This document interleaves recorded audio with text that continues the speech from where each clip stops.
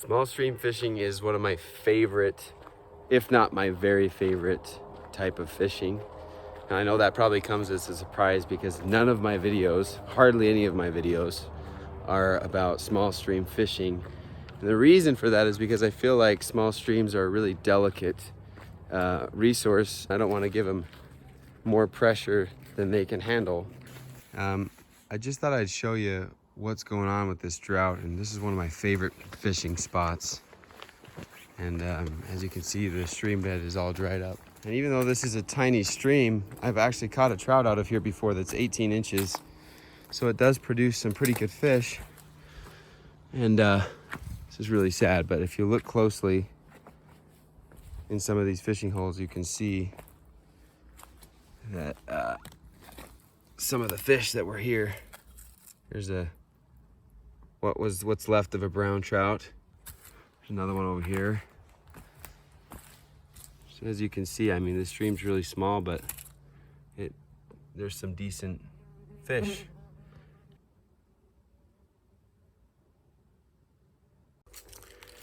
Now right up there is another one of my favorite fishing holes, and it's usually about 4 feet deep in the deepest spot, 3 or 4 feet deep.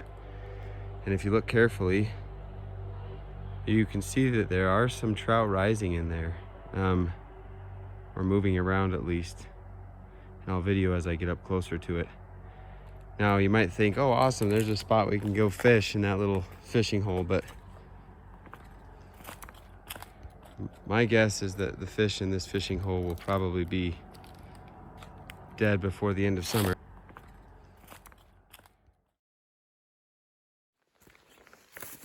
Man, I was just here a few days ago and that pool had water in it up to, you can see kind of where it was, literally like 2 or 3 days ago.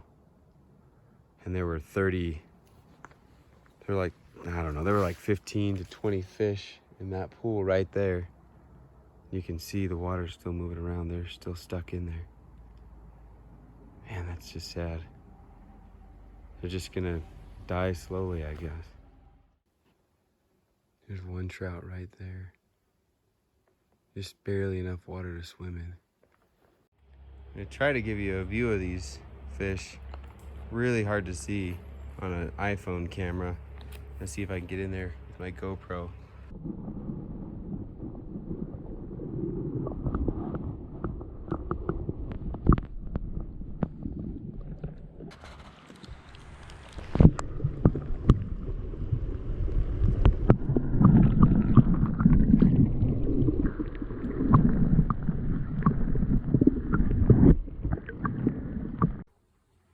Don't ask me why I'm doing this, because this is disgusting and I'm really gonna need to wash my hands after this. But I'm just gonna maybe make a little stack of these so you can get an idea of the kind of fish that are in this pool here usually. It's sad because I come here a lot and caught some really good fish. That's like a trophy trout here in this little creek.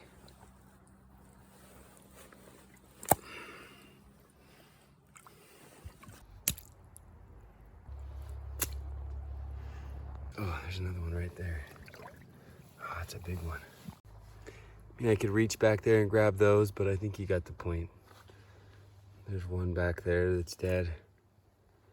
There's one right in there that's dead. They're just all over. And check out the size of some of these here. It was literally just a few days ago I came here and all these fish were alive swimming in here, and there's still a few that are alive. They're mostly small, but it's just sad that we're losing fish like this.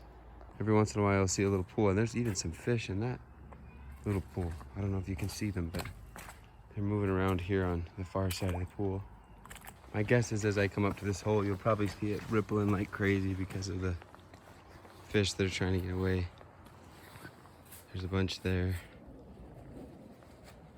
Got nowhere to go. I don't know if you can see this without polarized glasses on, but there is just a swarm of fish, just a school of fish swimming around in there. Got nowhere else to go. I mean, they've got this tiny pool, and that's it, and they're all just bunched up in there. If I try to get underwater footage, they'll probably go up in that stump, but man, there's just fish of all sizes, and that's one of the ways you can tell that the trout in this stream are wild, is that they're reproducing. So they're all, if it's stalkers, they'd all be the same size, but these guys are all different sizes because they're reproducing here. Now, if you feel the way I do, you're probably thinking, what can I do to avoid causing these fish in small streams too much extra stress, especially as the water levels are coming down and the water temperatures are going up? I talked to a member of the Department of Wildlife Resources here in Utah, and he said that this is the case for a lot of streams. While this section of the stream I showed you is probably a more extreme case, there are other streams in Utah that are also struggling quite a bit right now with the drought. So some of the things we can do to avoid putting too much stress on the fish is to make sure we're not fishing in the heat of the day. If we're having several 90-degree days in a row, and you go fishing in the middle of the day and you're catching and releasing, most of the fish that you let go will probably die. So it's a good idea to fish early in the morning when it's still cool, fish on the colder days, or even if you have the same opinion as I do, I'm probably just going to give the fish in small streams a little bit of a break. I'm still going to go here and there, but usually I'm on the water on the streams quite a bit, and this year I'm just going to give them a break on those streams where they're still floating around.